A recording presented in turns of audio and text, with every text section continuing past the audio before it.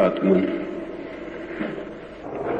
एक मित्र ने पूछा है कि क्या मैं साम्यवादी हूं, कम्युनिस्ट हूं। बहुत मजेदार बात पूछी है। अगर परमात्मा कम्युनिस्ट है तो मैं भी कम्युनिस्ट हूं, और परमात्मा जरूर कम्युनिस्ट होना चाहिए, क्योंकि उसकी नजर में कोई भी असमान नहीं है, सभी समान। और जिसकी नजर में सभी समान है वो चाहता भी होगा कि सभी समान अगर न हो दूसरों की नजरों में तो धीरे धीरे समान हो जाएं। महावीर कम्युनिस्ट रहे होंगे, और बुद्ध भी, और जीसस भी। हालांकि किसी ने उनसे कभी पूछा नहीं, और गांधी तो निश्चित ही कम्युनिस्ट रहे होंगे। गांधी से तो किसी ने पूछा भी, तो गांधी ने कहा कि मैं किसी भी कम्युनिस्ट से ज्यादा कम्युनिस्ट हूं। अगर सर्व मंगल की कामना, अगर सबके उदय की कामना, अगर सबका हित हो, ये आकांक्षा कम्युनिज्म है, तो कोई भी धार्मिक आदमी बिना कम्युनिस्ट हुए कैसे रह सकता है। लेकिन दूसरे अर्थों में मैं कम्युनिस्ट बिल्कुल भी नहीं हूं। सच बात तो यह है कि मैं किसी वाद में, किसी संप्रदाय में, किसी शास्त्र में विश्वास नहीं करता हूं। कम्युनिज्म भी एक वाद है, एक शास्त्र है, एक विश्वास है, एक मत है, एक संप्रदाय है। वो दुनिया में पैदा हुआ नए से नया धर्म है। उसके भी पुरोहित हैं, उसके भी मंदिर हैं, उसका भी मक्का, काबा, काशी सब है। वो जो क्रेमलिन है वो कम्युनिस्ट के लिए वही है जो मुसलमान के लिए मक्का और हिंदू के लिए काशी।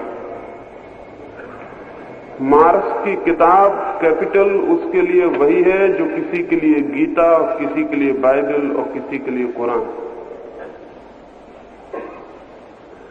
उस अर्थ में मैं कम्युनिस्ट नहीं हूं। मैं किसी वाद में विश्वास नहीं करता, न मैं कम्युनिस्ट हूं, न सोशलिस्ट, न फैसिस्ट, न गांधीस्ट। और न मैं चाहता हूं कि कोई आदमी किसी वाद में अपने को कभी बांधे। आदमी वाद में बंधा कि गुलाम हुआ।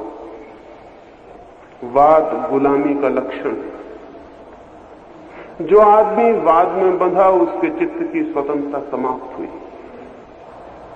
जिस आदमी ने ऐसा समझा कि मेरा ये मत है, उस आदमी का सत्य से संबंध टूटना उसी क्षण शुरू हो जाता है। या तो आप सत्य के हो सकते हैं या मत के, या तो आप धर्म के हो सकते हैं या संप्रदाय के। और संप्रदाय चाहे धार्मिक हो और चाहे राजनीतिक, सब संप्रदाय मनुष्य के चित्त को गुलाम करने में सहयोगी होते हैं। तो मैं किसी वाद से मेरा कोई भी संबंध नहीं। अगर ठीक से कहूं और वाद शब्द ही पूछना हो तो मैं अराजकवादी हूं, अनार्किस्ट हूं। हालांकि अनार्किज्म शब्द बड़ा गलत है, क्योंकि अराजकवाद का कोई वाद नहीं होता। अराजकवाद का अर्थ होता है जिसका कोई वाद नहीं। लेकिन मेरी बातों से बहुत बार भ्रांति पैदा होती है। मेरी बातों से इसी तरह भ्रांति पैदा होती है जैसे मुझे बुद्ध के जीवन में एक घटना याद आती है, उससे मैं समझाऊं। बुद्ध एक दिन सुबह एक गांव से निकले, साथ में उनका भिक्षु आनंद था। रास्ते पर एक आदमी मिला और उसने कहा कि मैं आस्तिक हूं, मैं ईश्वर को मानता हूं, आप भी ईश्वर को मानते हैं या नहीं? बुद्ध ने कहा ईश्वर है ही नहीं, मानने का सवाल क्या?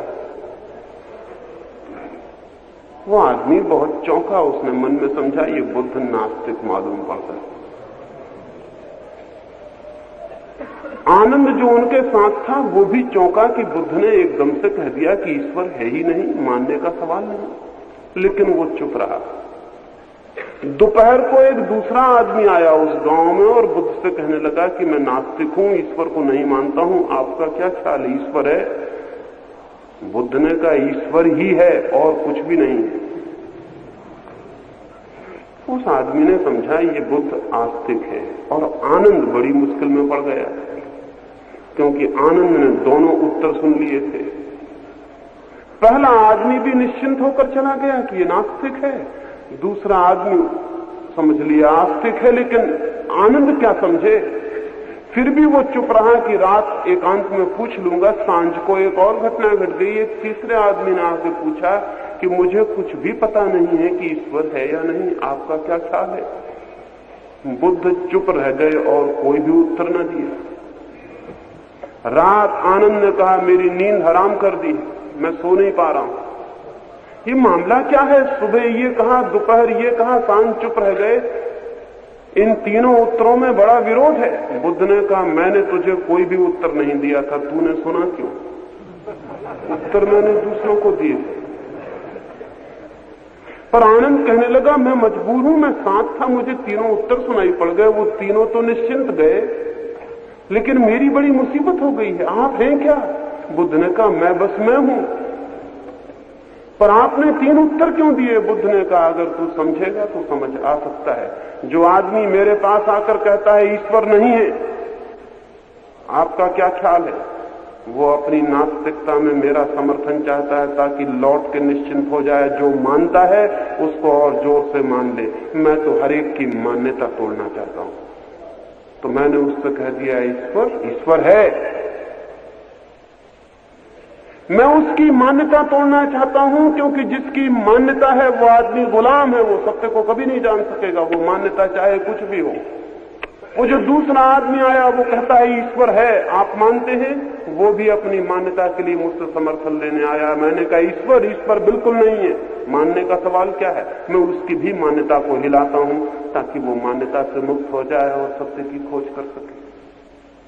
और तीसरा जो आदमी आया उसकी कोई भी मान्यता नहीं थी। उसने कहा मुझे पता नहीं है ईश्वर है या नहीं, आप क्या कहते हैं? तो मैंने कहा ये बहुत अच्छा है कि पता नहीं है, अब तुम चुप रह जाओ तो पता हो सकता है, इसलिए मैं चुप रह गया।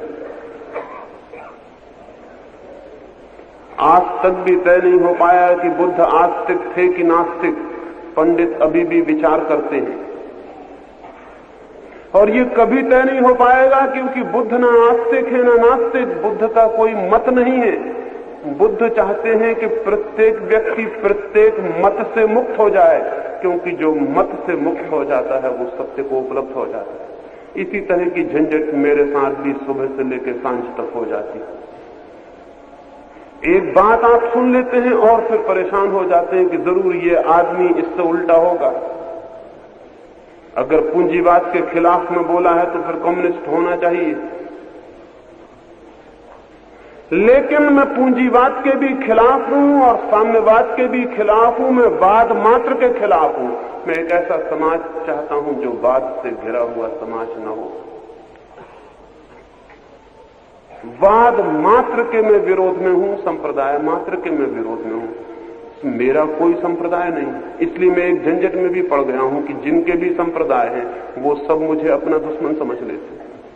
और ऐसा आदमी कोई भी नहीं है जिसका संप्रदाय ना हो, इसलिए मुझसे दोस्ती बनानी ही मुश्किल होती चली जाती है। नहीं, मैं न कम्युनिस्ट हूं न कोई और हूं। आंखें खुली रखता हूं, देखता हूं, जो मुझे ठीक लगता है वो कहता हूं। वो ठीक चाहे किसी का हो, और जो मुझे गलत लगता है कहता हूं वो गलत है, चाहे वो गलत किसी का भी हो। और यही मैं चाहता हूं कि आप भी किसी वाद में कभी ना बंधे। मेरा वाद भी हो सकता है, मेरे वाद में भी बंध सकते। कुछ मित्रों को ये भ्रम पैदा हो जाता है कि मेरे अनुयायी हैं, वो बड़ी गलती में है। मेरा अनुयायी कोई भी नहीं है, और न मैं चाहता हूं कि कोई मेरा अनुयायी हो, क्योंकि वो फिर एक वाद है, फिर वो मुझसे बंध जाना है। मैं चाहता हूं आदमी सबसे छूट जाए। आदमी हमेशा बंधा रहा है, आज तक किसी न किसी से बंधा हुआ है। खूंटी का नाम क्या है इससे मुझे प्रयोजन नहीं, मुझे प्रयोजन है क्या आप खूंटी से बंधे हैं। चाहे वो खूंटी गांधी की हो, चाहे वो खूंटी मार्क्स की हो, चाहे वो खूंटी मेरी हो। खूंटी से बंधा हुआ आदमी ठीक आदमी नहीं है। और मैं खूंटी से मुक्त आदमी चाहता हूं। तो जिस खूंटी के खिलाफ बोलता हूं उस खूंटी वाला समझता है कि ठीक ये आदमी किसी उल्टी खूंटी के पक्ष में होगा, यहां से छोड़ के वहां बांधने की कोशिश में लगा है। मैं आपको कहीं बांधने की किसी कोशिश में नहीं लगा हुआ। मैं चाहता हूं छूट जाए मन। जो मन सबसे छूट जाता है वो परमात्मा को उपलब्ध हो जाता है। एक अनक्लिंगिंग चाहिए, एक मुक्त चित्तता चाहिए। तो मैं किसी वाद में नहीं हूं, न मेरा कोई संबंध किसी वाद से कभी है, न हो सकता मैं वाद मात्र के विरोध में हूं। मैं किसी वाद के भी विरोध में नहीं हूं, वाद मात्र के विरोध में हूं। और जहां भी वाद है वहीं मुझे दास्ता की दुर्गंध आनी शुरू हो जाती है। चाहे वो गांधीवाद हो, चाहे वो साम्यवाद हो, चाहे उसका नाम कुछ और हो, हिंदूवाद हो, इस्लामवाद हो कि जैनवाद हो, इससे कोई फर्क नहीं पड़ता। मेरी बात आप समझ लें, मन जब भी किसी बात को पकड़ता है तभी उसकी अनंत की यात्रा बंद हो जाती है। बस पत्थर पड़ गया उसके ऊपर, अब वो उड़ नहीं सकेगा, अब उसके पंख कट गए। अगर चाहते हैं कि आपकी चेतना में पंख हो तो कभी बंधना मत, किसी से भी मत बंधना। और इसीलिए मैं दुनिया के महापुरुषों के संबंध में भी कभी कुछ खिलाफ कह देता हूं तो आपको बड़ी बेचैनी होती है। आप समझते हैं मैं महापुरुषों का विरोधी हूं। मैं अगर महापुरुषों का विरोधी हूं तो महापुरुषों को प्रेम करने वाला आदमी खोजना बहुत मुश्किल हो जाएगा। महापुरुषों का मैं विरोधी नहीं हूं, मैं तो गोंडसे तक का विरोधी नहीं हूं, तो गांधी का विरोधी कैसे हो सकता हूं? लेकिन जब मैं विरोध करता हूं किसी महापुरुष का तो महापुरुष का विरोध नहीं कर रहा हूं, वो जो आपकी खूंटी जिससे आप बंधे हैं उसको हिलाने की कोशिश कर रहा हूं। आप छूट जाएं इसलिए, और आप खूंटी की इतनी प्रशंसा करते हैं कि वही प्रशंसा आपके बंधने का कारण हो जाती है। इसलिए आपकी प्रशंसा को भी तोड़ने की कोशिश करता हूं। भूल के ये मैं समझ लेना कि मेरी कोई दुश्मनी। लेकिन हमारी समझ इतनी कम है, इतनी कम है समझ। और समझ कम होती है उस आदमी की जो कहीं बंधा होता है, प्रेजुडिस्ड होता है, जिसका कोई मत है उसकी कोई समझ नहीं होती, जिसका कोई सिद्धांत है उसकी कोई अंडरस्टैंडिंग नहीं होती, क्योंकि वो पहले से बंधा है और उस बंधी दुनिया की तरफ से ही उसी चश्मे से देखना शुरू करता है। उसे कठिनाई शुरू हो जाती है। वो समझ ही नहीं पाता कि बात क्या है, उसे ख्याल ही नहीं आ पाता कि मतलब क्या है, प्रयोजन क्या है, इशारा क्या है। इशारा कुल इतना है कि सबसे छूट जाएं ताकि अपने में आ सके, कहीं बाहर बंधे ना रहें, ताकि वो फूल खिल जाए जो अपना है और भीतर है। बाहर जो बंधा है वो भीतर नहीं पहुंच पाता है, और जो कहीं भी बंधा है वो बंधा है। और बंधन परमात्मा तक पहुंचने में बाधा है। उस खुले आकाश में जो प्रभु का है, उस खुले आकाश में जो सत्य का है, उस खुले आकाश में जो ज्ञान का है, केवल वे ही उड़ते हैं जिनके पास, जिनकी छातियों पर मत के, सिद्धांत के, शास्त्र के पत्थर नहीं है। इसलिए एक बार भी ये ठीक से समझ लें कि मैं किसी बात से मेरा कोई भी संबंध नहीं। और अच्छी दुनिया अगर बनानी है तो एक निर्विवाद दुनिया बनानी पड़ेगी जहां वाद का कोई आग्रह न हो। मुझे तो निरंतर ऐसा मालूम पड़ता है कि वाद का आग्रही जीवन के तथ्यों को समझने में असमर्थ हो जाता है। उसकी पूरी चेष्टा ये होती है कि मेरा जो वाद है वो वाद जीवन के तथ्यों से सही सिद्ध होना चाहिए। उसे वाद ज्यादा महत्वपूर्ण है, जीवन के तथ्य ज्यादा महत्वपूर्ण नहीं है। जीवन के तथ्य गौण है, वाद प्रमुख है। तथ्यों को सिद्ध करना चाहिए वाद को। लेकिन स्थिति उल्टी है, कोई वाद प्रमुख नहीं है, जीवन के तथ्य प्रमुख है। जीवन के तथ्यों को देखकर चलना है, वादों को देखकर नहीं। हजारों साल से आदमी वादों को देखकर चल रहा है। पुराने किस्म के वाद अब जरा पुराने और बासे पड़ गए हैं तो नए किस्म के वाद आ गए हैं। पुरानी जंजीरें थोड़ी जंग खा गई हैं तो हमने नई चमकदार जंजीरें बना ली। और हम सोचते हैं कि पुरानी जंजीरें तोड़ दो और झट से नई जंजीर बांध लो और अकड़ से निकल जाओ कि मैं जंजीर से मुक्त हो गया हूं। अगर हिंदू होने से बचे और कम्युनिस्ट हो गए तो मामला वही है, सिर्फ जंजीर का नाम बदल गया और कोई फर्क नहीं हुआ। इधर जैन होने से बचे और उधर जाके गांधीवादी हो गए तो अपने हाथ से बुद्धू बन गए, एक वाद छूटा दूसरे वाद में घुस गए, बच नहीं पाए, वाद से नहीं बच पाए, आत्मा मुक्त नहीं रह सकी, स्वतंत्र नहीं रह सकी, व्यक्ति नहीं बचता वाद में बचता है संप्रदाय, व्यक्ति का अंत हो जाता है। और मैं चाहता हूं एक एक व्यक्ति एक खिला हुआ मुक्त फूल हो, अपनी हैसियत से खिला हुआ फूल हो। इसलिए मेरा किसी बात से कोई भी संबंध नहीं, कोई दूर का संबंध नहीं। एक अच्छी दुनिया के निर्माण में स्वतंत्र और मुक्त चेतना की जरूरत है। एक और मित्र ने पूछा है, क्या आप सबको छोड़कर सिर्फ गांधी के विरोध में क्यों बोलते हैं? क्योंकि गांधी से महत्वपूर्ण आदमी मुझे कोई भी नहीं मालूम पड़ता है। और इसलिए भी मैं सोचता था कि गांधी के विरोध में कुछ बात बोलने से देश में चिंतन पैदा होगा, लेकिन मैं निराश हो गया। चिंतन पैदा नहीं हुआ, सिर्फ गाली गलौज पैदा हुई और मैं बहुत चकित हो गया। मैंने सोचा था कि गांधी को मानने वाले अहिंसक लोग हैं, वो मेरी भ्रांति सिद्ध हुई।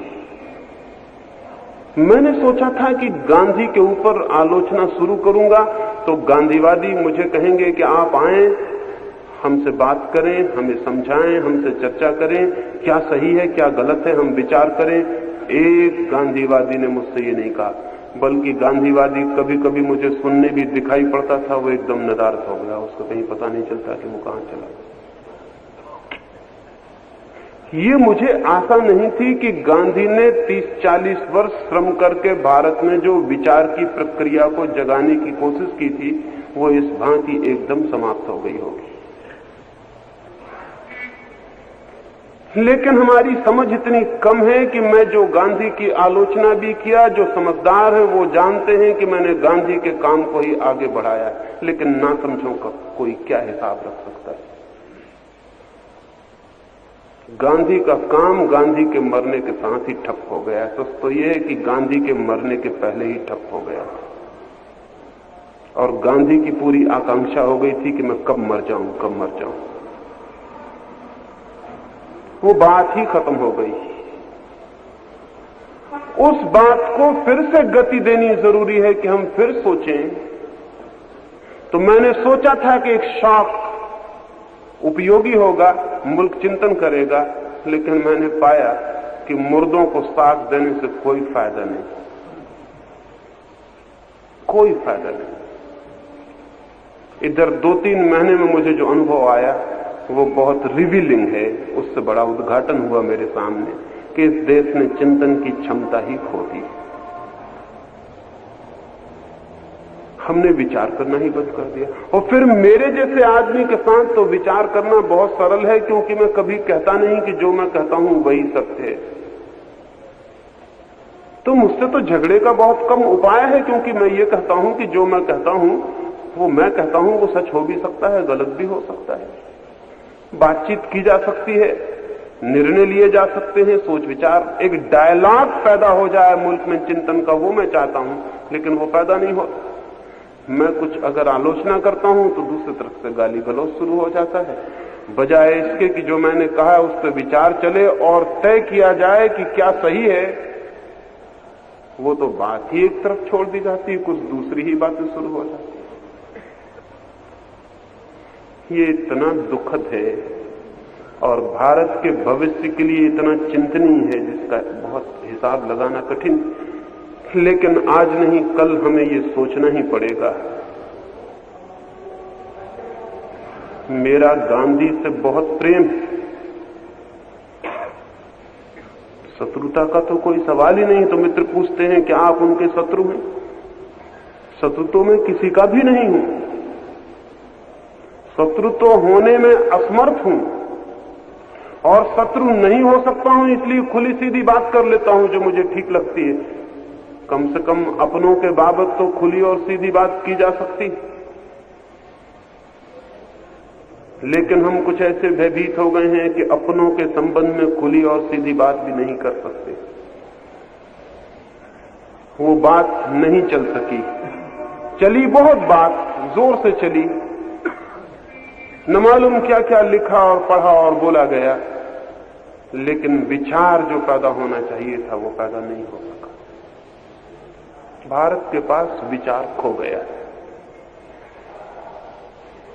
लोग समझे कि शायद मैं गांधी की प्रतिमा को अलग करके अपनी प्रतिमा बिठाना चाहता हूं। मैं जो प्रतिमा विरोधी हूं वह अपनी प्रतिमा किस लिए बिठाना चाहूंगा। और किसी की प्रतिमा मिटाने की जरूरत होती है बैठ जाने के लिए। इतनी दुनिया में जगह पड़ी है कि अपनी मढ़िया अलग बना लो, कहीं भी अपनी प्रतिमा खड़ी कर लो, किसी की दूसरे की प्रतिमा गिराने की क्या जरूरत है। और इतने पागल पड़े हैं दुनिया में कि किसी एक के पूजने वाले से कोई पूजने वालों की कमी पड़ जाती है, दूसरे पूजने वाले मिल जाएंगे। इतने भगवान पूजे जाते हैं, कोई कमी है दुनिया में? कोई 300 धर्म है और एक एक धर्म के न मालूम कितने देवी देवता और भगवान है। हिंदुस्तान में तो 33 करोड़ देवी देवता हैं, एक एक आदमी का एक एक है। यहां कोई दिक्कत है अपनी प्रतिमा पुजवाने के लिए? यहां किसी की प्रतिमा गिराने की जरूरत है? गिराने में और झंझट हो जाती, क्योंकि देवी देवता नाराज हो जाएं तो आपकी प्रतिमा का जमाना देना बहुत मुश्किल हो जाए। यहां तो उचित यह है कि सब देवी देवताओं की प्रशंसा करो और छोटी सी जगह अपने लिए भी बना लो तो बहुत आसानी पड़ती। लेकिन मुझे कोई जगह नहीं बनानी, मुझे कोई पंथ नहीं बनाना, कोई संप्रदाय नहीं बनाना, मुझे कोई पूजा नहीं चाहिए। चाहता कुल इतना हूं कि देश में चिंतन जग जाए, देश में विचार जग जाए, लोग सोचने लगे, लोग विचार करने लगे, लोग देखना शुरू कर दें, अंधे ना रह जाएं। लेकिन अंधे रहने की मालूम होता हमने कसम खा रखी। और अगर कोई आके हमारी आंखें खोलने की कोशिश करे तो हम उस पर नाराज होते हैं कि हमारी नींद तोड़ते हो। हम आराम से सो रहे हैं, सुंदर सपना देख रहे हैं और तुम हमारी नींद खराब करते हो। ऐसे ही मुझे अनुभव हो रहा है निरंतर कि किसी को भी सोचने के लिए कहना दुश्मनी मोल लेनी मालूम पड़ती है। वह आदमी नाराज होता है क्योंकि बिना सोचे एक सुविधा है, सोचते ही असुविधा शुरू होती है। क्योंकि जैसे ही सोचना शुरू किया कि जिंदगी गलत दिखाई पड़ने लगती है और बदलाहट जरूरी हो जाती है। अगर कोई भीतर के संबंध में सोचेगा तो स्वयं को बदलना पड़ेगा, और अगर कोई बाहर के संबंध में सोचेगा तो समाज को बदलना पड़ेगा। चिंतन क्रांति की प्रक्रिया है। चिंतन शुरू हुआ कि बदलाहट अनिवार्य है, इसलिए बदलाहट की झंझट से बचना हो तो पहला काम जरूरी है सोचना कभी मत। इसको मूल मंत्र मान लेना, सोचना कभी मत। इससे बड़ी सुविधा रहती है, इससे नींद गहरी आती है और आदमी को जीने की कठिनाई नहीं उठानी पड़ती। मरा मरा जी लेता है और मर जाता है। ये हमारा हजारों साल की प्रक्रिया रही है। ये हमारी आधारशिला रही है कि सोचो मत।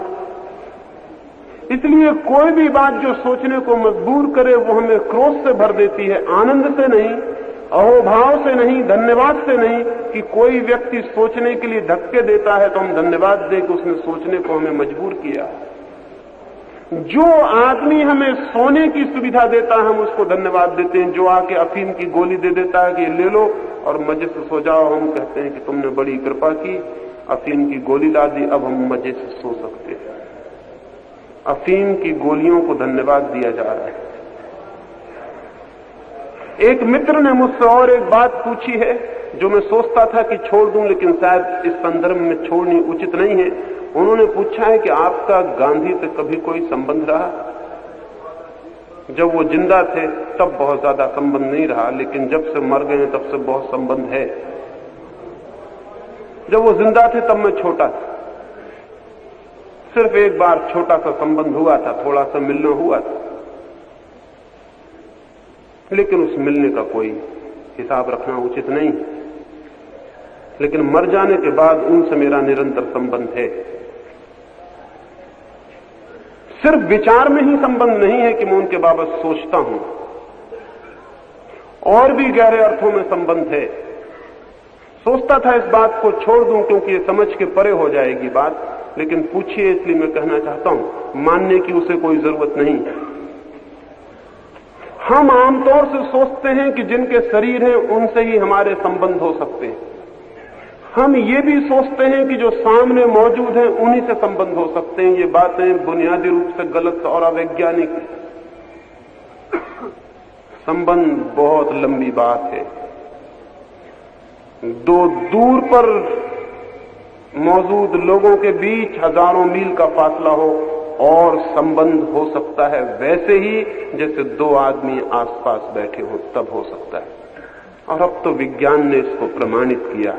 पहले तो ये सिर्फ उन लोगों की बात थी इजोटेरिक, जो भीतर की दुनिया में काम करते थे। वो जानते थे कि हजारों मील का फासला कोई फासला नहीं है। अगर भीतर से संबंधित होने की कला का पता हो तो आदमी हजारों मील के फासले से संबंधित हो सकता है।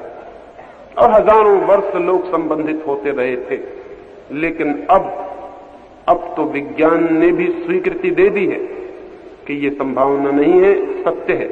और इस जगह से स्वीकृति मिली है जहां से आप आशा भी नहीं करेंगे। सबसे पहले रूस से स्वीकृति मिली है इस बात की कि हजारों मील का फासला कोई फासला नहीं है। टेलीपैथिक विचार के अंतर संबंध हो सकते हैं। फयादेव नाम के एक वैज्ञानिक ने 1500 मील की दूर के फासले पर संबंध स्थापित करने के प्रयोग में सफलता पाई। मास्को में बैठकर दूर तिफलिस में एक बगीचे में बैठे आदमी को संदेश भेजने में वो सफल हुआ।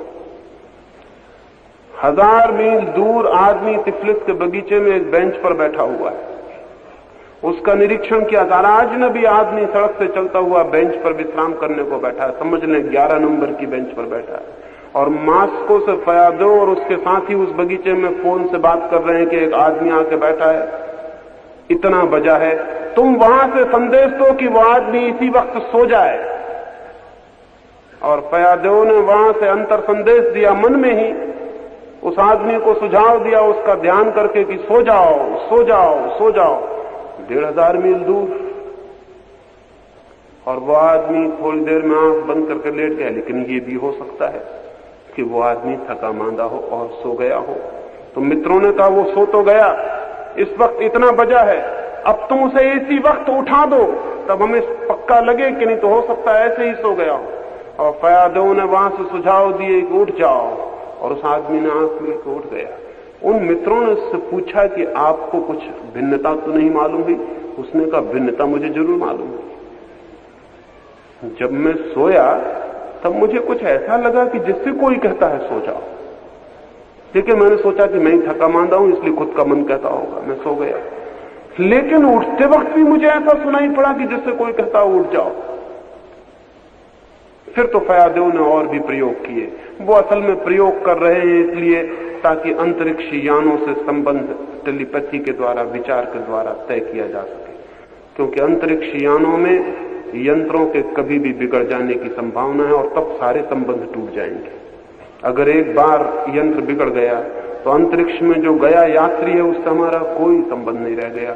वो कहां भटक जाएगा, कहां खो जाएगा अनंत में, उसका पता लगाना भी मुश्किल हो जाएगा। तो जरूरी है कि यंत्र के बिगड़ जाने पर भीतर के यंत्र से काम लिया जाए, अन्यथा अंतरिक्ष की यात्रा बहुत कठिन हो जाएगी। उसके लिए वो काम कर रहे हैं। लेकिन एक ही समय में दूर पर व्यक्तियों से तो संबंध स्थापित किए ही जाते हैं, जो मर जाते हैं उनसे भी संबंध स्थापित करने के उपाय हैं। लेकिन वो हमें और भी कठिन मालूम पड़ेगा। ये जान के आपको हैरानी होगी कि महावीर के मर जाने के 500 वर्ष बाद तक महावीर अपने प्रेमियों से, कुछ लोगों से संबंध स्थापित किए रहे। और इसीलिए 500 वर्ष बाद महावीर के ग्रंथ लिखे गए। और तब लिखे गए ग्रंथ जब इसकी संभावना खत्म हो गई कि अब कोई आदमी इस योग्य नहीं है जिससे अंतर संबंध रखे जा सके और वाणी खो जाएगी इसलिए लिख ली जाए। हजारों साल तक ग्रंथ लिखे ही नहीं गए, और वो इसलिए नहीं लिखे गए कि जब तक इस बात की संभावना थी कि मरे हुए व्यक्ति और मरे हुए ज्ञानी से भी संबंध स्थापित रखा जा सकता है, तब तक किताब लिखने की कोई जरूरत न थी। ये जान के आप हैरान होंगे कि किताब लिखना सिर्फ विकास ही नहीं है, एक लिहाज से पतन भी है। हजारों साल तक वेद लिखा नहीं गया था, हजारों वर्ष तक कोई महत्वपूर्ण ग्रंथ लिखे नहीं गए थे। ग्रंथ लिखे गए मजबूरी में। महावीर के मरने के 500 साल तक किताब लिखने की जरूरत नहीं पड़ी, क्योंकि महावीर से पूछा जा सकता था। लेकिन जब उस योग्यता के व्यक्ति खो गए, फिर उन ग्रंथों को लिख लेना जरूरी हो गया। बुद्ध के मरने के 150 वर्ष बाद ग्रंथ लिखे गए। और जीसस के संबंध में तो बात और भी अद्भुत है। और ये भी मैं कहना चाहता हूं कि आज महावीर से संबंध स्थापित करने वाला महावीर के साधुओं में एक भी आदमी नहीं, लेकिन बुद्ध से संबंध स्थापित करने वाले साधु आज भी मौजूद हैं। और जीसस से संबंध स्थापित करने वाले लोगों की संख्या बहुत ज्यादा है।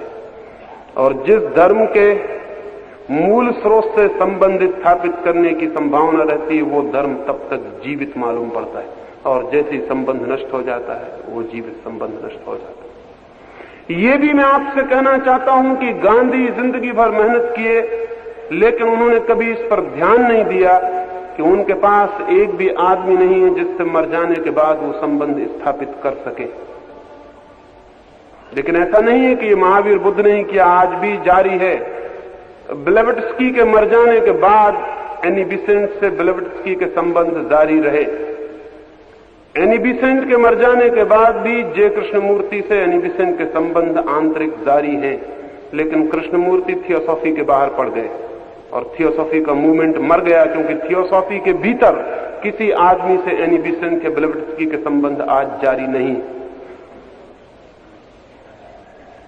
मरे हुए व्यक्तियों से भी संबंध जारी रखे जा सकते हैं, बल्कि जिंदा व्यक्तियों से संबंध रखने में बहुत अड़चन होती है, क्योंकि शरीर हमेशा बाधा की तरह खड़ा हो जाता है। पूछ ही लिया है, इसलिए मैं कहता हूं कि जिंदा में गांधी से मेरे कोई संबंध नहीं थे, लेकिन मरने के बाद इधर मैंने संबंध जारी रखने की पूरी कोशिश की है। और ये भी मैं आपसे कह देना चाहता हूं कि थोड़ा सा प्रयोग करें तो किसी भी व्यक्ति से संबंध जारी रखे जा सकते हैं। और ये भी मैं आपको बताना चाहता हूं कि गांधी का अभी कोई जन्म नहीं हो गया है, और जन्म होना बहुत मुश्किल है, क्योंकि कोई गर्भ इस योग्य नहीं कि उस व्यक्ति को जन्म दे सके। बहुत लंबी प्रतीक्षा करनी पड़ सकती है।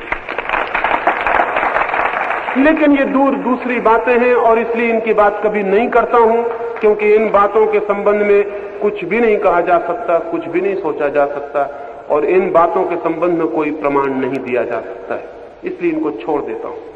लेकिन पूछ लिया गया, इसलिए मैंने कहा, और ये मैं कह देना चाहता हूं कि मैंने गांधी की आलोचना गांधी से बिना पूछताछ के नहीं की है, अन्यथा मैं कभी नहीं करता, उसकी बात भी नहीं उठाता।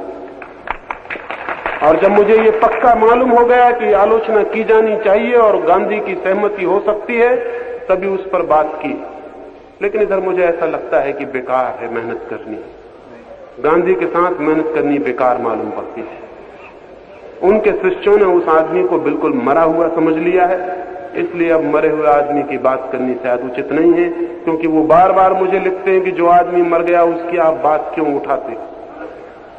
गांधी जैसे आदमी मर नहीं जाते, लेकिन समझ में नहीं आता लोगों को कि ऐसे लोगों को भी मरा हुआ मान लेते हैं। और उसका कारण है क्योंकि कोई भी उनके साथ जीवित संपर्क स्थापित नहीं कर सकता है, तो लगता है कि वो मर गए। इधर मेरी पूरी चेष्टा है कि कुछ लोग तैयार हों, तो जो मैं कह रहा हूं उनको प्रायोगिक प्रमाण उसके दिलवाए जा सके, उनके संबंध स्थापित करवाए जा सके। लेकिन तैयारी तो बहुत दूर की बात है, बहुत दूर की बात है। मेरे पास आने में ही 1000 बाधाएं खड़ी करने की कोशिश की जाएगी, तो बहुत गहरे तल पर जो इजोटेरिक वर्क हो सकता है, जो बहुत गहरे तल पर नए संवेदना के स्रोत खोले जा सकते हैं, उनसे कोई संबंध ही स्थापित नहीं हो पाता है। ये पृथ्वी रोज रोज दरिद्र होती चली जाती है, क्योंकि इस पृथ्वी के पास अपने ही श्रेष्ठतम आत्माओं से जो अब भी मौजूद हैं, संबंध के सारे स्रोत शिथिल हो गए। वे संबंध के स्रोत पुनरुज्जीवित किए जाने जरूरी हैं। लेकिन हमें तो सब ऊपर से दिखाई पड़ता है, भीतर से हमें कुछ भी दिखाई नहीं पड़ता, क्योंकि भीतर की हमारी कोई दुनिया ही नहीं है, वहां देखने का कोई सवाल नहीं। अब जो बात मैंने कही वो बात वैसी है जैसे हम अंधे के पास जाकर कहें कि मुझे रोशनी दिखाई पड़ती है, सूरज से मेरा संबंध है। वो कहेगा कैसा सूरज, कैसी रोशनी, आप पागल हो गए। कहां है सूरज, कहां है रोशनी? वो अंधा ये नहीं मानेगा कि मेरे पास आंख नहीं है। कोई आदमी ये मानने को राजी नहीं होता कि मेरे पास कोई अभाव है, कोई कमी। वो कहेगा कि सूरज वगैरह कुछ भी नहीं है। आप गलत फहमी में पड़ गए। इसलिए कई बार ये होता है कि अंधे के सामने वे बातें ही मत करो जो आंखों वालों की हैं, क्योंकि आंखों वालों की बात वो समझ नहीं सकेगा और मुश्किल में पड़ जाएगा। मेरी तो इतनी कठिनाई है कि जो मैं आपसे कहना चाहता हूं नहीं कह पाता हूं। जो कहता हूं वो मुझे लगता है अधूरा है, क्योंकि किससे बात कही जाए और बात का क्या मतलब लिया जाएगा, ये और भी मजे की बात है, और क्या उसके अर्थ निकाले जाएंगे, ये और भी मजे की बात। तब मुझे धीरे धीरे लगता है कि जो लोग चुप रह गए होंगे जानकर, उनके चुप रह जाने में आप ही कारण रहे होंगे, क्योंकि कब तक दीवाल के साथ सिर फोड़ा जा सकता है। एक बोधि धर्म में एक भिक्षु था भारत में, और दुनिया के कुछ अद्भुत लोगों में से एक। वो कभी भी लोगों के सामने मुंह करके नहीं बोलता था। आप अगर उससे मिलने जाते, पहली तो बात यह है कि आप मिलने जाते ही नहीं, और बोधि धर्म बंबई आता नहीं, और आप मिलने जाता नहीं, आप जाते नहीं मिलने। अगर जाते तो आप हैरान हो जाते कि वो आपकी तरफ पीठ रखता और दीवार की तरफ मुंह रखता। कई लोगों ने उससे कहा कि आपने कौन सी तजवीज निकाली है कि दीवार की तरफ मुंह किए बैठे, हम आपसे कुछ पूछने आए। बोधि धर्म कहता है इसी में सुविधा रहती है। लोग उससे पूछते लेकिन इसका मतलब क्या है? तो बोधि धर्म कहता है इसका मतलब यह है कि तुम्हारी तरफ देखकर जब बोलता हूं तब भी मुझे ऐसा लगता है कि दीवार के साथ सिर फोड़ रहे।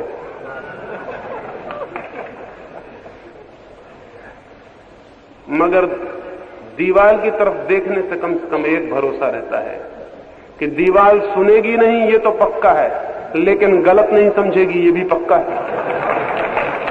यह आदमी की तरफ देख के बोलने से बड़ी मुश्किल है। दीवार तो पक्की है वहां भी, लेकिन दीवार खतरनाक है, वो गलत भी समझती। बोधि धर्म ने कहा कि जब कोई आदमी आएगा जो दीवार नहीं होगा, तो मैं जरूर उसकी तरफ मुंह कर लूंगा। 9 साल तक वो आदमी दीवार की तरफ ही मुंह किए रहा। बड़े हिम्मत का आदमी रहा होगा, क्योंकि आदमी की तरफ से मुंह फेरने में बड़ी कठिनाई है, बड़ी कठिनाई है। आदमी पर दया भी आती है कि उससे कुछ कह दो जो कहने जैसा है, और फिर परेशानी भी होती है। कहने के बाद पता चलता है वो तो सुन ही नहीं गया, उसने कुछ और सुन लिया। जो कभी नहीं कहा गया था वो उसने सुन लिया। 9 वर्ष तक वो दीवार की तरफ ही देखता रहा। 9वें वर्ष में हिंदुस्तान में तो नहीं ये घटना घट सकी, दीवार की तरफ ही देखता रहा। हिंदुस्तान से चला गया पीछे वो चीन में एक आदमी आया, और उस आदमी ने आके कहा कि सिर इस तरफ घुमाते हो कि मैं अपना सिर काट दूं। वो एकदम बोधि धर्म लौट के बैठ गया। उसने कहा, आ गया क्या वो आदमी? सिर काट देगा जो आदमी, वो सुन सकता है, क्योंकि सच बात यह है कि सत्य को सुनने में आपके पुराने सिर के कट जाने की पूरी संभावना और उम्मीद है। वो जो पुराना सिर है, वो जो पुराना अहंकार है, वो जो पुरानी धारणा है कि मैं जानता हूं, मेरा मत, मेरा शास्त्र, मेरा ये, मेरा वो, मैं, उसके गिर जाने की संभावना। बोधि धर्म ने कहा गया वो आदमी जो सिर काट सकता है, उससे अब सीधा मुंह करके बात करनी पड़ेगी। लेकिन आदमी खोते चले गए हैं, जिंदा आदमी की बात ही सुनने वाला कोई नहीं, तो मरे हुए आदमियों से क्या संबंध स्थापित किया जा सकता? ये दुनिया इतनी ही नहीं है जितनी आपको दिखाई पड़ती है। ये दुनिया इतनी ही नहीं है जितनी आंख कान से दिखाई और सुनाई पड़ती है। आंख कान से भी दुनिया बहुत बड़ी है, बहुत कुछ है दुनिया में। आपके चारों तरफ बहुत से और प्राण और आत्माएं भी हैं जो निकट आपके मौजूद हैं, लेकिन आपको दिखाई भी नहीं पड़ सकते, आपका संबंध भी नहीं हो सकता, आपको पता भी नहीं चल सकता कि चारों तरफ और भी कोई मौजूद है। अगर कभी महावीर की जिंदगी की घटना पढ़ी हो तो महावीर की घटनाओं में एक अद्भुत बात आती है। ऐतिहासिक बड़े चौंक जाते हैं कि यह बात सरासर झूठ होगी, क्योंकि इतिहास तो उसी को अंकित करता है जो आंख से देखा जाता है, और आंख से भी उसको ही अंकित करता है जो 1000 आदमियों की आंख से 1000 तरह देखा जाता है। इतिहास का कोई भरोसा है? एडमंड बर्क एक किताब लिख रहा था दुनिया के इतिहास पर, आधी किताब पूरी कर ली थी, कोई 1500 प्रश्न लिख चुका था। इतना बड़ा इतिहास शायद पहले किसी आदमी ने कोशिश नहीं की थी। दिन रात लगा था लिखने में, 30 साल खराब किए थे। बैठ के लिख रहा था कि एकदम पीछे से भगदड़ हुई, पड़ोस के गली से कुछ लोग दौड़ते हुए दिखाई पड़े। बर्क बाहर आया और उसने पूछा कि क्या हो गया। उन्होंने कहा आपके मकान के पीछे हत्या हो गई। बर्क भागा गया, लाश पड़ी थी, हत्यारा पकड़ लिया गया था, भीड़ लगी थी। एक आदमी से पूछा कि क्या हुआ, उसने एक बात कही। दूसरे आदमी से पूछा, उसने दूसरी बात कही। तीसरे आदमी से पूछा, तीसरी बात कही। वो सब चश्मदीद गवाह थे, सबकी आंखों की देखी बात थी। बर्क कहने लगा तुम्हारे आंख के सामने ही हुआ, कोई 2 आदमी का मत एक नहीं है। मेरे घर के पीछे हुआ, लाश पड़ी है, खून बह रहा, हत्यारा पकड़ लिया गया, भीड़ मौजूद है, लेकिन 2 आदमियों का मंतव्य एक नहीं है। हर आदमी कहता है ऐसे हुआ, ये हुआ। बर्क अंदर गया, उसने अपनी 30 साल की मेहनत पर आग लगा दी किताब पर। उसने कहा कि मैं 2000 साल पहले क्या हुआ उसका हिसाब लगा रहा हूं, मेरे घर के पीछे क्या हुआ, और आंख देखने वाले लोग नहीं कह सकते कि क्या हुआ। बेकार है इतिहास, कुछ सार नहीं, इसमें उसने आग लगा दी। समझदार आदमी था, और इतिहासज्ञों को भी अकल आ जाए तो वो भी आग लगा दें, उसमें कुछ मतलब नहीं है। महावीर की जिंदगी में ये बात बार बार कही गई है। इतने 1000 लोग सुन रहे थे, इतने 1000 देवता सुन रहे थे, और वो देवता तो किसी को दिखाई नहीं पड़ेंगे, वो कहां सुन रहे थे। इतिहास कहेगा हम भी मौजूद थे, आदमी तो कुछ दिखाई पड़ते थे, देवता कोई दिखाई नहीं पड़ता था। वो कैसे दिखाई पड़ेगा? लेकिन ये बात सच है कि आदमी से ऊपर की योनियां हैं, और महावीर जैसा आदमी जब बोलता है तो सिर्फ आदमी नहीं सुनते, देवताओं को भी सुनना पड़ता है। लेकिन वो जिनको दिखाई पड़ता है उनकी बात है, अंधों के लिए वो बात करने का कोई अर्थ नहीं। बहुत सी बातें छोड़ देनी पड़ती कि उनकी बात नहीं की जा सकती, लेकिन मैं चाहता हूं कि कभी वो सब बातें की जा सके, और उसके लिए चाहता हूं कि लोग तैयार हो जाएं तो शायद वो बातें की जा सके। लेकिन धीरे धीरे मुझे भी ऐसा लगता है कि जिस मामले में बहुत लोग असफल हुए हैं वही मेहनत मैं भी कर रहा हूं। वो असफलता बहुत पुरानी है, लेकिन बार बार हिम्मत ऐसी होती है कि कोशिश फिर एक करनी चाहिए। जानता हूं कि जीसस को लोग सूली पर लटका देते हैं, गांधी को गोली मार देते हैं, वो अपनी पुरानी आदत जारी रखेंगे, कोई मेरे संबंध में अपवाद नहीं हो सकते। लेकिन फिर भी मन होता है कि चलो एक कोशिश और से हर्ज भी क्या है। जो चीज मिटी जानी है उसको ऐसे मिटती है कि कोई मिटा देता है, इससे फर्क क्या पड़ता है। इसलिए एक कोशिश में लगा हूं, गांधी से मेरा क्या विरोध हो सकता है, उन जैसे प्यारे आदमियों से किसी का भी क्या विरोध हो सकता है। लेकिन एक कोशिश और ही तरह की है, वो शायद किसी दिन आपको समझ में आ सके। मैं तो कोशिश हैमर करती रहूंगा आपकी खोपड़ी को कि कहीं से शायद किसी को कुछ बुद्धि थोड़ी मालूम हो और ख्याल आ जाए कि हाँ कुछ बात हो सकती है। लक्ष्य मेरा सिर्फ एक है। वो किसी मित्र ने पूछा है कि आपका लक्ष्य क्या है इन सारी बातचीत का। लक्ष्य मेरा सिर्फ एक है कि वो जो सोई धारा है चिंतन की वो प्रबुद्ध हो जाए और जग जाए, और उसके सिवाय किसी का भी लक्ष्य कभी दूसरा नहीं रहा है।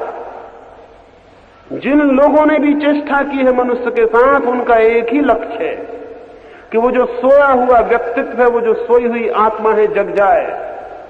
1000 कोशिशों से जगाने की कोशिश करते हैं वो। उनकी कोशिश में विरोध दिखाई पड़ सकता है, विरोध बिल्कुल नहीं है। महावीर और बुद्ध एक ही बिहार में एक ही समय में घूमते रहे।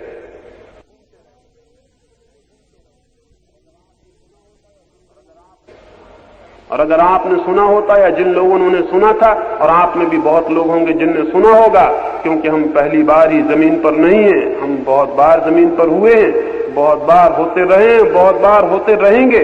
बहुत लोग होंगे जिन्होंने बुद्ध और महावीर को सुना होगा, यहां भी होंगे, उनको कुछ पता नहीं हो सकता है। एक ही बिहार में बुद्ध और महावीर घूमते रहे और एक दूसरे के खिलाफ बोलते रहे। बड़े चौंके होंगे लोग कि बड़ी अजीब बात है, बुद्ध और महावीर एक दूसरे के खिलाफ बोले, इनको क्या जरूरत है एक दूसरे के खिलाफ बोलने, और सख्त बातें कहते रहे। ये मत सोचना कि कुछ नरम नरम बातें कहीं, बड़ी सख्त बातें कहीं। बड़ा मजाक बुद्ध ने उड़ाया महावीर का।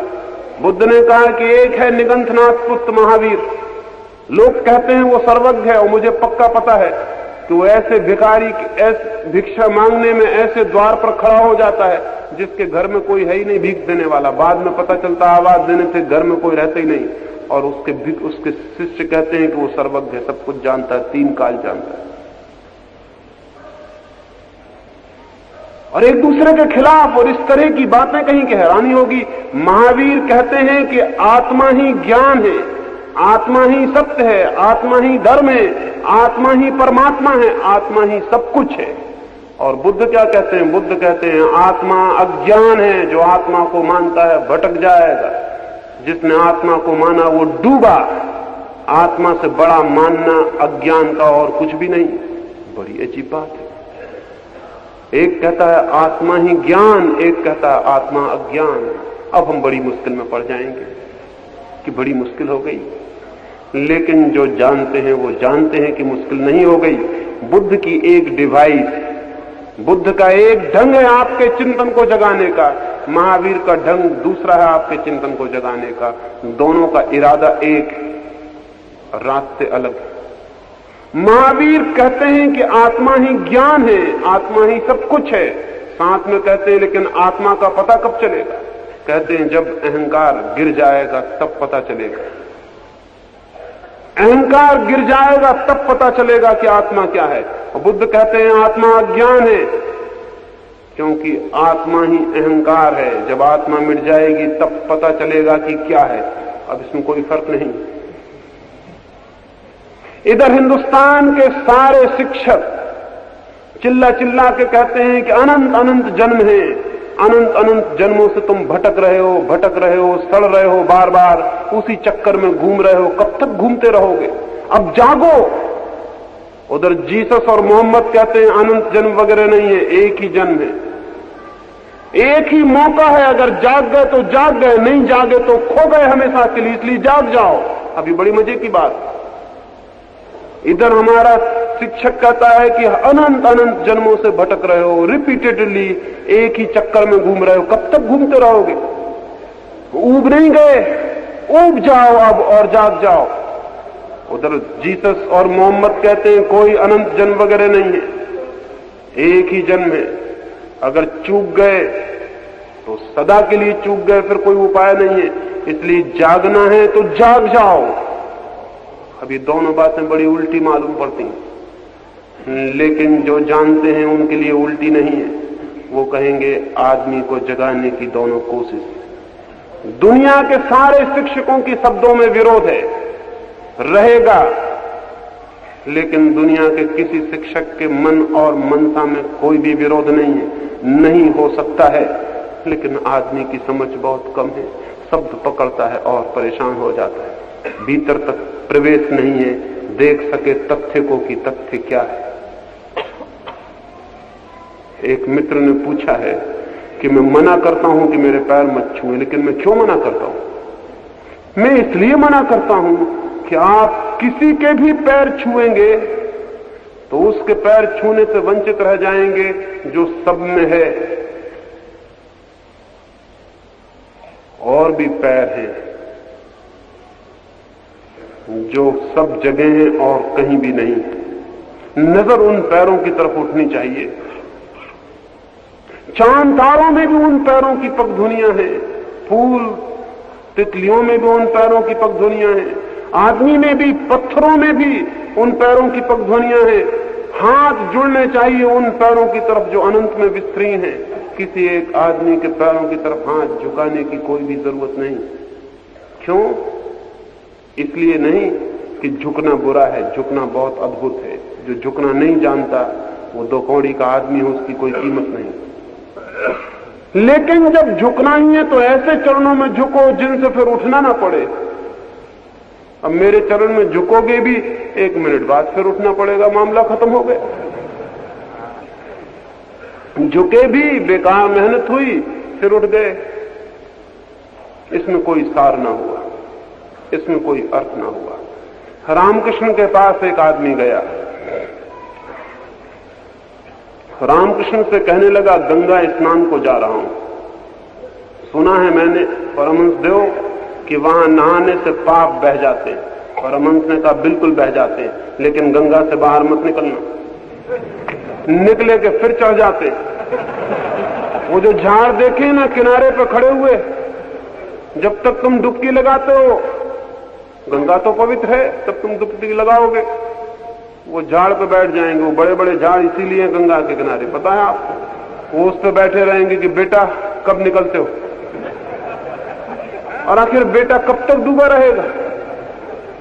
थोड़ी बहुत देर में निकलेगा कि निकल गए पाप, वो फिर उतर के सवार हो जाएंगे। तो रामकृष्ण ने कहा ऐसी गंगा में डूबो जहां से निकलना ना पड़े। ऐसी भी गंगा है परमात्मा की जहां डूबो तो निकलना ना पड़े। निकलने को जगह ही नहीं है, फिर वहां डूबे तो डूबे ही, वही है। फिर निकलना भी चाहो तो कहीं भागने का उपाय नहीं, क्योंकि वही है। तो मैं भी कहता हूं कि चरण ऐसे भी हैं कि जहां झुको तो झुक ही जाओ, फिर उठना ना पड़े। उन्हीं चरणों में झुकने का अर्थ है। जिन चरणों में झुको और उठो तो बेकार की कवायद हो जाती है, कोई मतलब नहीं होता। इसलिए कहता हूं कोई झुकने की जरूरत नहीं। झुको जरूर, ये मत सोच लेना, क्योंकि ये बड़ा डेलिकेट, बहुत नाजुक बात है। क्योंकि जब मैं कहता हूं कि मेरे चरणों में मत झुको, तो कुछ हैं जो बड़े खुश होंगे कि बहुत बढ़िया बात कही। इसलिए नहीं कि वो किन्हीं और चरणों में झुकेंगे परमात्मा के, बल्कि इसलिए कि झुकने में उनको बड़ी बेचैनी मालूम पड़ती। झुक नहीं सकते कहीं भी। वो कहेंगे बिल्कुल दुरुस्त, एकदम ठीक बात कही। जहां भी भीतर अहंकार मजबूत है वो कहेंगे कि बिल्कुल ठीक बात कही, झुकना नहीं चाहिए। लेकिन मैंने झुकने को मना नहीं किया है, मैंने मेरे चरणों में झुकने को मना किया है। इस भूल में मत पड़ जाना कि मैंने झुकने को मना किया है। मैंने तो बेकार झुकने को मना किया है। ये बिल्कुल बेकार झुकना है। एक आदमी के चरणों में झुकने का क्या मतलब? कोई भी मतलब नहीं।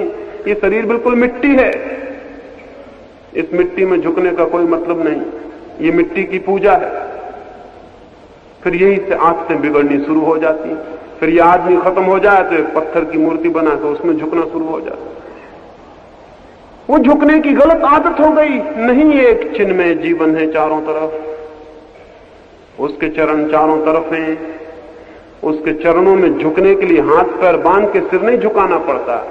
उसके चरणों में झुकना एक आंतरिक लोच, एक आंतरिक समर्पण, एक भीतरी समर्पण है। झुक गया आदमी। और ये बड़े मजे की बात है कि जो झुक जाता है उसके चरणों में, उसका फिर झुकना बंद हो जाता है। फिर और झुकने की कोई जरूरत नहीं रह जाती। जो झुक जाता है उसके चरणों में, उससे ऊंचा कोई नहीं रह जाता, वो सबसे ऊंचा हो जाता है। वो चरण इतने ऊंचे हैं कि उनमें झुकने में आप नीचे नहीं हो जाते, उनमें झुक के आप ऊंचे हो जाते हैं। वो चरण इतने ऊंचे हैं। लाओस से कहता था, धन्य है वे जो झुके हुए हैं, क्योंकि उनको झुकना नहीं पड़ेगा। इसे मैं फिर दोहरा दूं, यह आदमी बहुत अद्भुत बात कहता है। वो कहता है धन्य है वो जो झुके हुए हैं, क्योंकि फिर उनको कोई झुका नहीं सकता। अब झुके आदमी को कैसे झुकाइएगा? लाओस से कहता है धन्य है वे जो हारे हुए हैं, क्योंकि उनको कोई हरा नहीं सकता। अब हारे हुए आदमी को कैसे हराइएगा? जीते हुए आदमी को हमेशा हार का डर होता है, इसलिए जीता हुआ आदमी पूरा जीता हुआ कभी नहीं है, क्योंकि हार का डर मौजूद है। अल्लाह उससे कहता धन्य है वे जो हारे हुए हैं, वे पहले से ही हारे हुए हैं, क्योंकि उनको आपको कोई हरा नहीं सकता। धन्य है वे जो पीछे खड़े हैं, क्योंकि अब और पीछे हटाने का कोई उपाय नहीं। लेकिन ये किससे पीछे खड़े, किससे हारे हुए, किससे झुके हुए हैं? जो अनंत के प्रति झुके हुए हैं वे उठ गए, उठा लिए गए। जो अनंत के प्रति हारे हुए हैं वे जीत गए। अब हार की कोई संभावना ना रही। जरूर मैं कहता हूं कि मेरे चरणों में मत झुकना, क्योंकि ये मेरे और तेरे के जो चरण हैं, ये मेरे और तेरे का जो भाव है, यही भाव झुकने में बाधा है। जहां मेरा तेरा नहीं रह जाता वहीं झुकना शुरू हो जाता, वहीं झुकना आ जाता। तो नाराज मत हो जाना। कुछ मित्रों ने हमसे कहा कि हम बहुत ऐसी बात आपने कह दी, हम तो छुएंगे पैर। हमारे मुल्क में आदतें भी तो बड़ी अजीब है ना। अगर कोई आदमी कहे मेरे पैर मत छुओ, ये पैर छुलाने की अच्छी तरकीब भी है, ये बहुत बढ़िया तरकीब है। अगर लोगों से कहो पैर मत छुओ तो लोग पैर छूने और भी आ जाएंगे। लोगों से कहो दूर रहो तो वो और पास आएंगे। अगर लोगों को गाली दो तो वो समझेंगे कि परमहंस है ये आदमी। ये हमारी गलत आदत हजारों वर्ष की है और होशियार और चालाक लोग इसका फायदा भी उठा रहे हैं, क्योंकि लगता है कि जो आदमी कहता है मेरे चरण मत छुओ, बड़ा महापुरुष है, इसके तो चरण जरूर छूने चाहिए। इसलिए नहीं कहा है मैंने, इसलिए कि जरूर झुको कहीं, लेकिन गलत जगह मत झुक जाना। झुको जरूर, झुकना ही कला है धर्म की। टूट जाओ, मिट जाओ, बिखर जाओ, बह जाओ, लेकिन कहां? अनंत के लिए, सर्व के लिए, सबके लिए। वो जो व्यापक है, वो जो विराट है, वो जो फैला है, उसके लिए। सीमित के लिए, क्षुद्र के लिए, क्षण के लिए, जो आज है और कल नहीं होगा, उसके लिए मत झुको। लेकिन ध्यान रहे, झुकने के मैं विरोध में नहीं। झुकना ही तो राज, मिट जाना ही तो राज है। जब तक हम अपने को मजबूती से पकड़े हुए हैं और झुक नहीं सकते, टूट नहीं सकते, तब तक हम पहुंच नहीं सकते वहां जहां पहुंचना है। मिट जाना ही पा जाने का सूत्र है, खो जाना ही पा लेने का मार्ग है, झुक जाना ही उठ जाने की कला है। लेकिन ध्यान रहे कहां? बुद्ध ने अपने पिछले जन्म की एक कहानी कही है। कहा कि पिछले जन्म में जब मैं बुद्ध नहीं था, जब ज्ञान नहीं था, जब नहीं जाना था और अंधेरे में जीता था, उस समय एक बुद्ध थे, एक बुद्ध पुरुष थे। मैं उन बुद्ध पुरुष के पास गया, मैंने उनके चरण छुए, सिर रख दिए चरणों पर। जब मैं उठा तो मैं चौंक कर रह गया। मैं उठ भी नहीं पाया था कि वे मेरे चरणों में झुके और मेरे चरणों में उन्होंने सिर रख दिया। मैं तो बहुत घबरा गया। मैंने उनसे कहा, यह आपने कैसा किया? ये तो मुझे पाप लगेगा। मैं आपके चरणों में झुकूं ये तो ठीक है, क्योंकि मैं अज्ञानी। आप मेरे चरणों में झुके, आप जो कि जानते हैं, आप जो कि पा गए, आप जो कि पहुंच गए, ये तो मुझ पे पाप हो गया। ये क्या पागलपन किया आपने? वे बुद्ध हंसने लगे, वो बुद्ध पुरुष हंसने लगा और उसने गौतम बुद्ध को उस पिछले जन्म में कहा, तू समझता है कि तू अज्ञानी है। जब से मुझे ज्ञान हुआ तब से सभी मुझे ज्ञानी दिखाई पड़ते हैं। तू समझता है कि तू कुछ नहीं है। जब से मैंने जाना तब से सब जगह मुझे वही वही हो गया। तूने मेरे पैर पड़े, अगर मैं तेरे पैर ना पड़ूं तो बड़ी हंसी होगी मेरी उन लोगों में जो मुझे जानते हैं। वो कहेंगे परमात्मा से पैर पड़वा लिए और खुद परमात्मा के पैर न पड़े। और फिर वो बुद्ध ने कहा कि ये आज तू समझता है, लेकिन आज नहीं, कल तू भी जाग जाएगा और तू भी पहुंच जाएगा वहीं। देर समय की है, सपने की है, देर ज्यादा नहीं। फिर बुद्ध को दूसरे जन्म में बुद्ध ने कहा, आज मैं जानता हूं कि कैसी बात कही थी उन्होंने। जब से मैं जागा तब से मुझे कोई सोया हुआ नहीं दिखाई पड़ रहा है। जब से मैंने जाना तब से हर आदमी मुझे वही दिखाई पड़ रहा है। आप पूछते हैं कि मैं क्यों मना करता हूं? अब एक ही रास्ता है, एक ही रास्ता है कि आपको मना ना करूं, वो ये कि आप मेरे पैर छूएं और मैं आपके पैर छूं। अब ये इतना उपद्रव हो जाएगा, इतनी परेशानी होगी और इतना समय लेगा जिसका कोई अर्थ नहीं है, क्योंकि ये बड़ी अशोभन बात है कि आप हाथ जोड़ के मुझे नमस्कार करें और मैं हाथ न जोड़ सकूं। अगर हाथ जोड़ के आप नमस्कार करें और मैं हाथ न जोड़ सकूं तो बड़ी अशोभन बात है। हालांकि हमारे मुल्क के साधु किसी को हाथ नहीं जोड़ते, पता है आप हाथ जोड़िए वो ऐसा आशीर्वाद दे देंगे। और एक कैमरामैन को पास रखेंगे जो तत्काल फोटो निकाल ले, फिर कैलेंडर छपवा के बैठेंगे कि फला ऋषि, फला आचार्य, फला महात्मा पंडित नेहरू को आशीर्वाद दे रहे हैं। और गलती कुल इतनी हो गई कि वो बेचारे पंडित नेहरू ने भद्रता से हाथ जोड़ा है और उन्होंने हाथ ऊपर उठा दिया, उन्होंने भद्रता से हाथ भी नहीं जोड़े। हाथ आप जोड़े और मैं हाथ ना जोड़ सकूं तो कैसी अभद्रता है, कैसी असाधुता है। ठीक यही बात है, आप मेरे पैर पड़े और मैं आपके पैर न पड़ूं, ये भी तो अभद्रता है, ये भी तो अभद्रता है। उत्तर मेरी तरफ से भी चाहिए। तब दो ही उपाय हैं, या तो आप राजी हो जाएं या फिर मुझसे भी मेहनत करवाएं। कोई अर्थ नहीं है उसमें। व्यक्तियों की पूजा नहीं करनी है, व्यक्तियों की पूजा नहीं करनी है, नहीं होने देनी है। व्यक्तियों की पूजा बहुत हो चुकी, उसके कारण सत्य की पूजा नहीं हो पाती है। व्यक्तियों से बचें। एक व्यक्ति से छूटते हैं, दूसरा पकड़ जाता है। व्यक्तियों से बचें, व्यक्तियों को जाने दें। व्यक्ति का कोई भी मूल्य नहीं है, मूल्य है सत्य का। मैं चांद को इशारा करके बताऊं कि वो चांद है ऊपर, आप मेरा हाथ पकड़ लें कि हाथ बड़ा अद्भुत है, इसकी पूजा करनी चाहिए, हो गया पागलपन। हम दिखाए थे चांद को, आपने पकड़ लिया हाथ को, चांद एक तरफ रह गया, हाथ की पूजा शुरू हो गई। महावीर इशारा करते हैं कि वो रहा सत्य, जीसस चिल्लाते हैं वो रहा दरवाजा, मोहम्मद कहते हैं वो रही मार्ग, वो रहा रास्ता। हाथ पकड़े हैं मुसलमान, हाथ पकड़े हैं जैन, हाथ पकड़े हैं हिंदू, हाथ पकड़े हैं ईसाई, हाथ की पूजा किए चला जा रहा है, दिए जला रहा है, धूप जला रहा है, फूल माला चढ़ा रहा है कि धन्य आप। रोते होंगे बेचारे, सब रोते हैं, बुद्ध, महावीर, कृष्ण सब रोते हैं। उधर मिलते हैं ऊपर तो बैठ के बड़ी बैठक जमा कर रोते हैं इकट्ठे, सिर फोड़ते हैं अपना कि जिनको हम समझाए थे वो क्या कर रहे हैं। इसको खत्म करें, इसको मिटा दें, अब इसकी कोई जरूरत नहीं, किसी व्यक्ति को पूजा देने की जरूरत नहीं।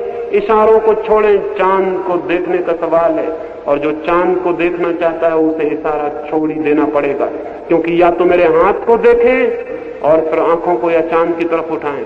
आंख चांद की तरफ उठेंगी, हाथ छूट ही जाएगा। परमात्मा की तरफ जो जाएगा, महावीर भी छूट जाएंगे, बुद्ध भी छूट जाएंगे, कृष्ण भी छूट जाएंगे, राम भी छूट जाएंगे, सब छूट जाएंगे। ये तो इशारे थे, रास्ते के किनारे लगे हुए इशारे थे कि ये जा रहा है रास्ता। कुछ ऐसे लोग भी होते हैं, बुद्धिमान लोग, वो उसी पत्थर पर जिस पर लिखा है कि ये रहा बंबई का रास्ता, उस पत्थर को छाती से लगा के बैठ जाते हैं कि प्यारे तुम बहुत अच्छे हो, तुमने पहुंचा दिया बंबई।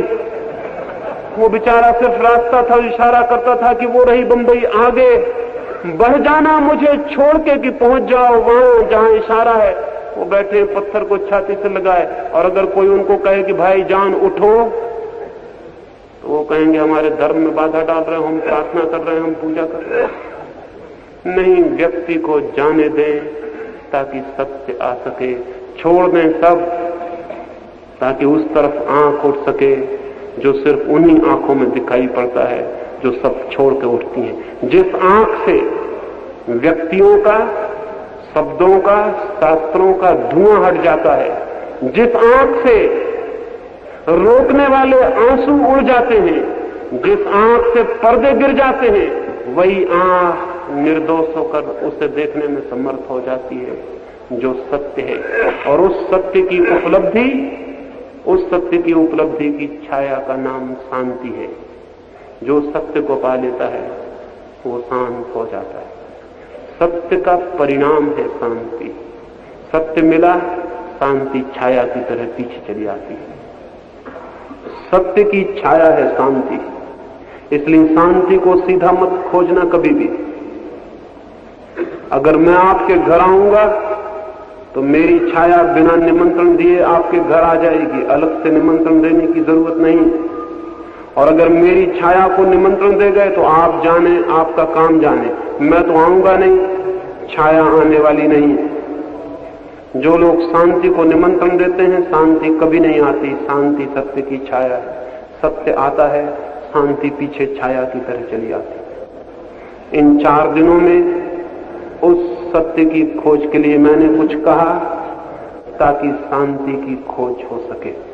मेरी बातों को इतने प्रेम और इतनी शांति से सुना, उससे बहुत बहुत अनुग्रहित हूं। और अंत में सबके भीतर बैठे परमात्मा को प्रणाम करता हूं। मेरे प्रणाम स्वीकार करें।